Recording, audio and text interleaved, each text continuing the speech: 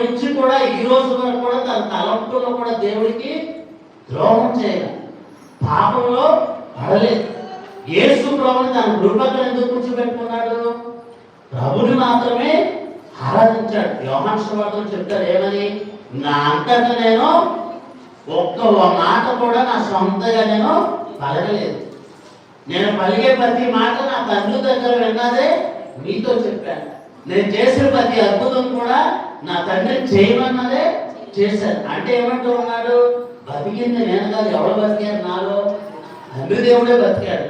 ఆయన యొక్క చిత్తమే బతికింది, ఆయన అనుకున్నదే జరిగింది. అందుకే తండ్రి దేవుడు ఏమన్నాడు? ఏదోడు నా ప్రియమైన కుమారుడు, ఈయన యందు నేను ఆనందించుతున్నాను అంటారు. మనం కొన్నిసార్లు చుట్టాలు పిలవడం మర్చిపోతే ఎట్లా ఉంటుంది?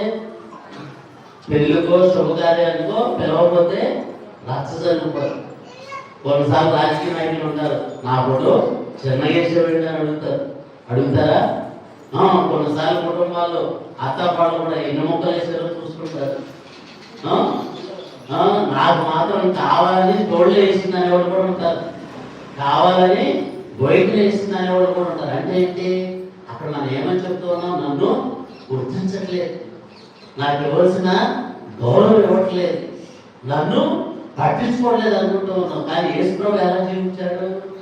దేవుడే నా జీవితంలో బతకాలి, దేవుడి యొక్క చిత్తమే నా జీవితంలో జరగాలి. అదే పౌలు గారు అక్కడ ఏమని, నేను ఎంతో ముందు నా కోసం జీవించాను, ఆ జీవితాన్ని నేను నా యొక్క ప్రభు సిలువ వేసేసాను. ఇప్పుడు బతికేది ఎవరు?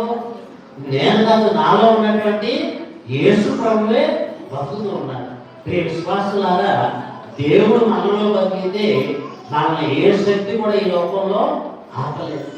ఏ అనారోగ్యం కానీ, ఏ కష్టం కానీ, ఏ బాధ కానీ, మృత్యువు కానీ మన దగ్గరికి చేరలేదు. ఒకవేళ దేవుడు అనుకున్నటువంటి మృత్యు మన దగ్గరికి రావాల్సి వచ్చిన గడి వచ్చినా కానీ దేవుడు అనేక మంది పునీతులు చెప్పాడు ఏమని? యేసు ప్రభువు అన్నట్లుగా ఇదిగో నా యొక్క సమయం ఆసన్నమైందని. అదేవిధంగా చాలా మంది పునీతులు ఉన్నారు, ఏమంటున్నారు వాళ్ళు? నేను ఫలానా రోజున ఫలానా సమయానికి నేను చనిపోతాను. మరి ముఖ్యంగా ఇటలీ దేశంలో ఫాదర్ పియో అని చాలా శక్తివంతమైనటువంటి పునీతుడు. ఆయన చచ్చిపోయి సుమారు 200 సంవత్సరాల పైన అయిపోయినా కానీ మన శౌర్య వారి కంటే గొప్పగా ఆయన శరీరం ఉంటుంది, నిద్రపోతున్నట్టే ఉంటాడు. ఆయన పంచగాయాలు వచ్చినాయి, మన తల్లి గారి కాదు, పంచగాయాలు వచ్చినాయి. ఒకేసారి 2-3 చోట్ల ఉండేవాళ్ళు.